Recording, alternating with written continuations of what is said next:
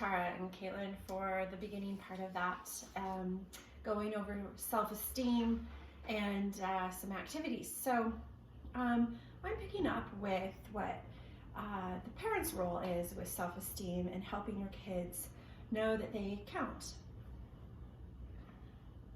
So the question comes up, why is self-esteem so important, which Tara and Katie spoke so well to. And again, just reiterating that it's encompassing one's belief about themselves as an entire individual.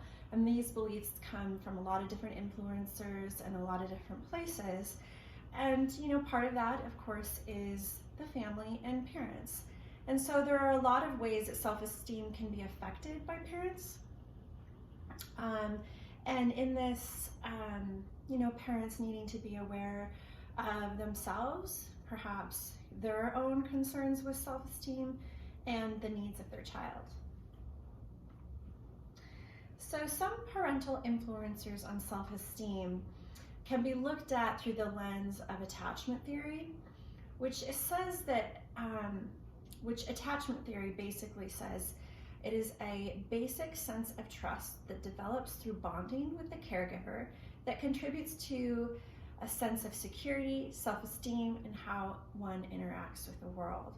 So when attachment has functioned well in someone's life, that is when they have a secure base from which to explore themselves, the rest of the world, and be free from the fear of being unacceptable. And that's a quote paraphrased from a book called Attachment Theory and Practice by Sue Johnson, who is one of the forerunners in attachment theory, and specifically working with something called emotionally focused therapy. It works well with couples, but it definitely goes into, in this book, working with individuals and children as well. So why would attachment theory affect self-esteem? So without a sense of trust and connection with the caregiver, the child can feel unbound and ungrounded, alone and unworthy, and that can all lead to certain coping strategies, which can affect self-esteem. And in essence, it's a felt sense of, can I count on you? Am I worthy of being loved? And some key factors that determine the strength of the attachment bond are accessibility, responsiveness, and engagement. And that's something that, with parents being around the child quite a lot in their developmental early years, being accessible, being responsive and engaged, those are all ways that we can help improve our children's self-esteem. And so with attachment comes certain attachment styles. And so we see this in typically 4 different areas: avoidant, anxious, fearful, and secure. So looking at avoidant attachment, some of the things that you might notice with that is being having a positive view of self, however, a negative view of others, independent and self-reliant behaviors, difficult to get close with, putting up walls, leaves or avoids conflict, and the kind of things that a child in this attachment style might think or say is, I don't need them and I can take care of myself.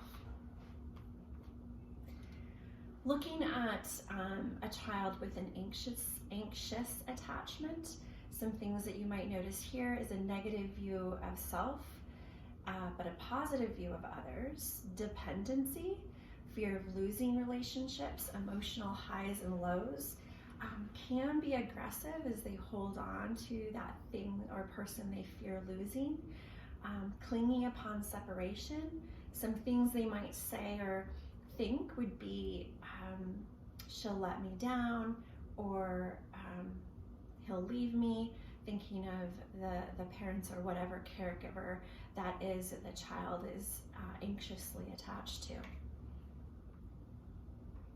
There's also fearful attachment, where they have a negative view of self and a negative view of others. They seek closeness while also avoiding closeness. They might even seem disorganized in their feelings, having very conflicting feelings, and fearful of making connections while also deeply wanting connection.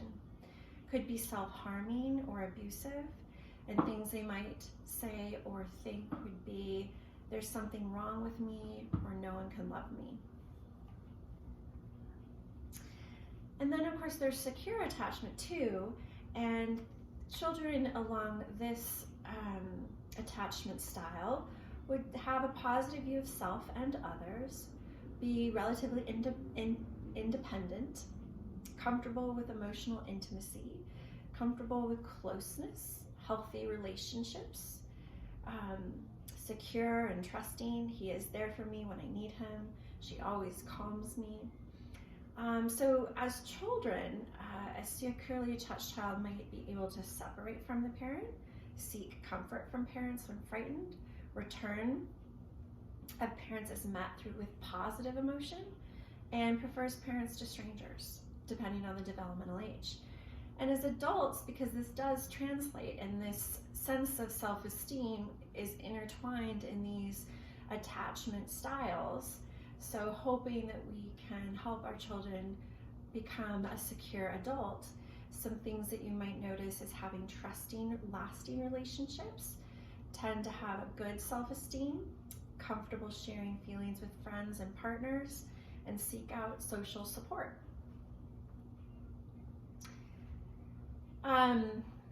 Certain signs of attachment concern, and it's important to note that we're all essentially on a continuum of attachment. There's been studies about that, and that we're not always just one or the other.